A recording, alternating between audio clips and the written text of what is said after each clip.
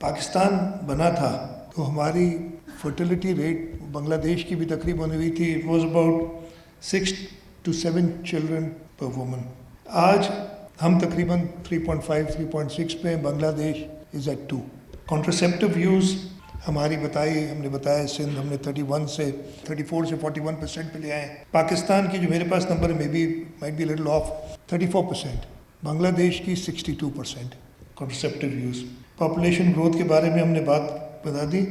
کیا انہوں نے بنگلہ دیش نے پاپولیشن کنٹرول کو یا پاپولیشن مینجمنٹ کو ایک نیشنل سروائیول ایشو ریکگنائز کیا.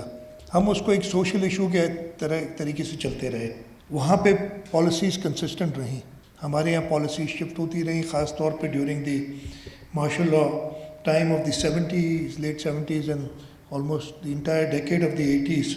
وہ نہ صرف بیک برنر پہ چلے گئی بلکہ میں کہوں گا وہ ایک ٹیبو سمجھا جانے لگا کہ اس کے بارے میں بات کرنا بھی.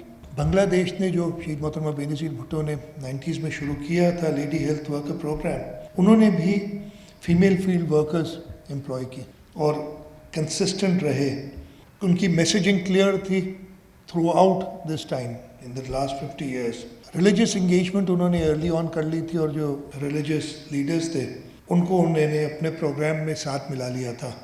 My opinion, the most important thing that they did was they went after women education, female education. They went after women empowerment. Marriages delay کی دو اگین یہ ایک آج کل مسئلہ بن گیا ہے کہ ایج کیا ہونی چاہیے. And unfortunately we hear ان کی اپنی آئیڈیالوجی ہو سکتی ہے but that is not something which at least we believe in.